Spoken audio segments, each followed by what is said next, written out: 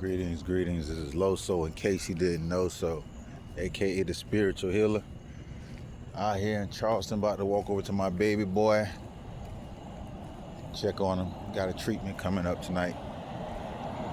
This is a crazy time. This is a time for reinventing yourself. I can't say this is the time. Any time is a time to reinvent yourself if you want to, if you feel the need to.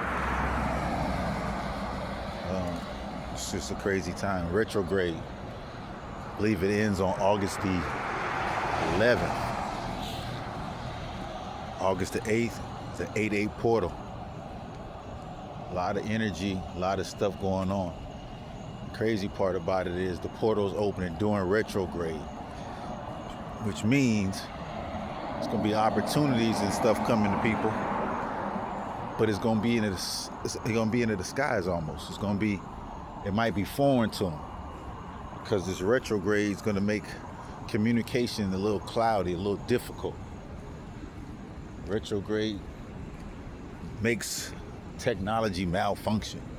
Crazy stuff. Retrograde is just a time for people to kind of reevaluate.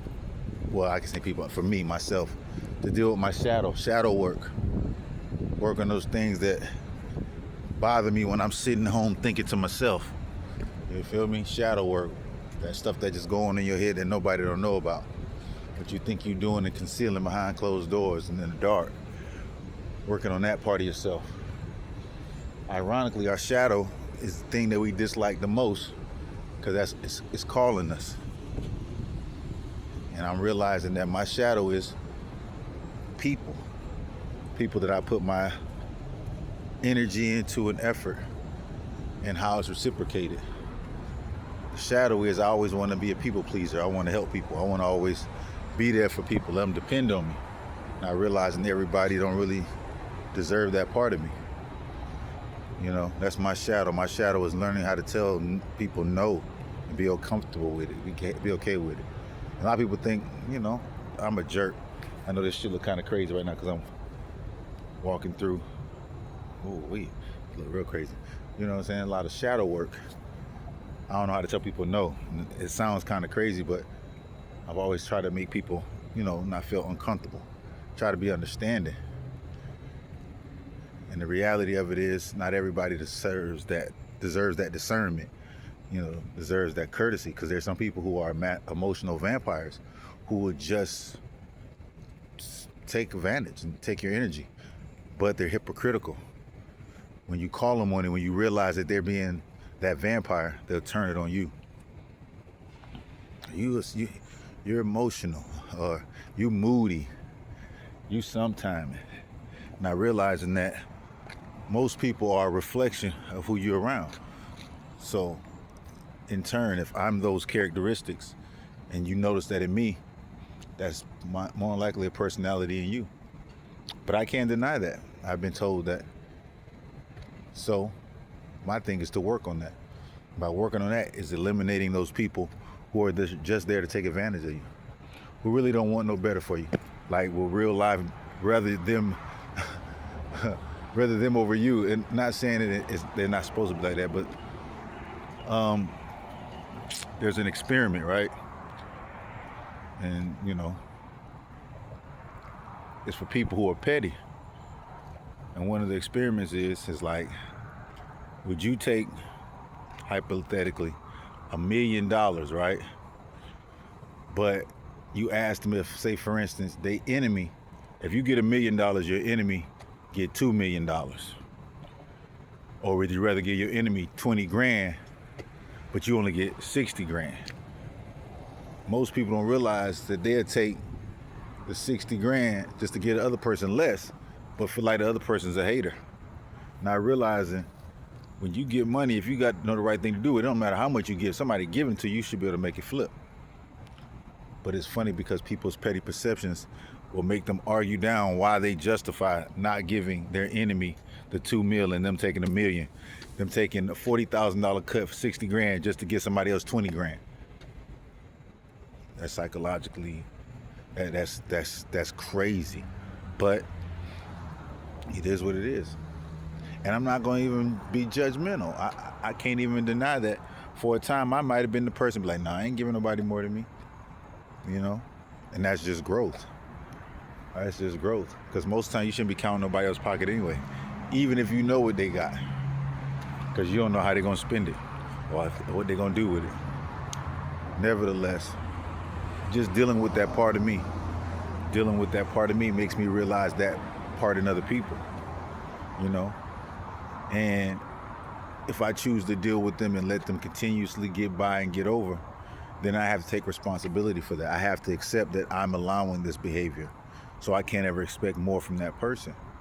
You can, but if they don't show you it, you the fool for getting mad. But also realize that you don't have to accept it. You don't have to take that kind of stuff. You realize, have the choice to be like, you know what, that don't fit me.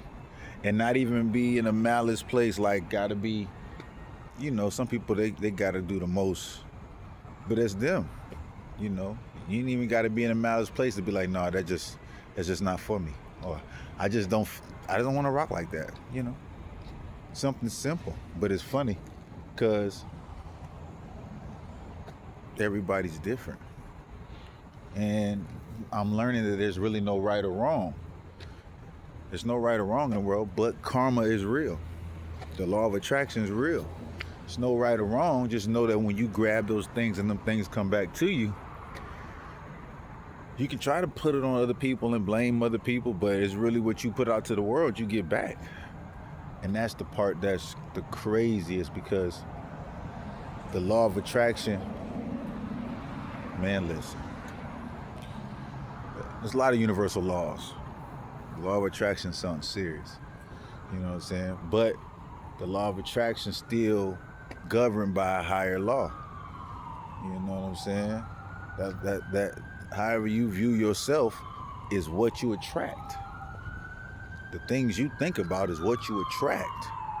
The energy you put out is what you attract. So it's deeper rooted than just the law of attraction. There's pieces that build upon pieces, you know what I'm saying? The law of assumption, you know what I'm saying? Law of polarity, you know what I'm saying? As above, so below. Like, you can't, it's two sides to every coin. It's always a mirror. It's always a mirror, two sides to every coin. I am at the hospital, so there will be an ambulance that comes by every now and then. It might be my cue to wrap this thing up. But there's so many different laws that govern how we act and how we think. And it's funny because a lot of those laws, even if you don't know it, you are subject to it. You have to abide by it. You have to abide by the law of assumption. What you think, what you assume is the truth. That is the truth. Whatever you think and believe is the truth. Now, I'm not saying it's true to the rest of the world, but it's your truth. That's your belief. So if you have negative beliefs about yourself, that is your truth. That don't mean negative qualities are real, but technically they will be, because you will be bringing them to life. Now, if somebody else put those negative qualities on you, you don't have to wear that. You know what I'm saying? You don't have to put it on yourself. But when you start believing and acknowledging those negative words, phrases, tendencies, you know, it is what it is. But it's crazy because the negative part is a part of the divine goal of everything. Like, everything is duality. You can't have one without the other, you know? But everything is really one. It's just how you view it. You know what I mean? And that's the crazy part about it. That's where the concept of God and the devil comes into play, and you get blessings according to what your God or what you believe your God will do. You get blessings according on, if there's an entity out there called the devil, some people call him something different. Some people don't believe in the devil at all. It's all about what your understanding is. But the right or wrong part of that is you have to know that you're in charge of it. If you believe outside, it's on that full moon almost here. If you believe outside forces can dictate your happiness, or you let outside forces and other things dictate your income, or what you think you should learn, or how smart you is, or the people you hang around, you're going to be subject to that. Anything a man argue about, Anything that he argues about, any fault that he tries to hold on to is definitely his. Anything he does and he justifies it is his. It's not a right or wrong thing. It's just his. And this helps people because at the end of the day, don't beat yourself up. Because everything you believe is your truth.